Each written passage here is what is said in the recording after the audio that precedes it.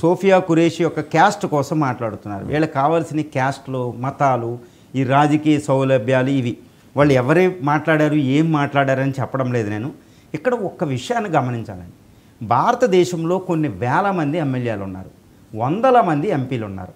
అసలు వీళ్ళ రోల్ ఏంటి?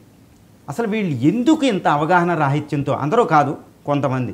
ఈరోజు నేను ఒకటి ప్రశ్నిస్తున్నానండి. భారత పార్లమెంట్లో ఉన్న, లోక్సభలో ఉన్న 545, రాజ్యసభలో ఉన్న 245 మెంబర్స్లో ఎంతమందికి రాజ్యాంగం అంటే ఇది తెలుసు?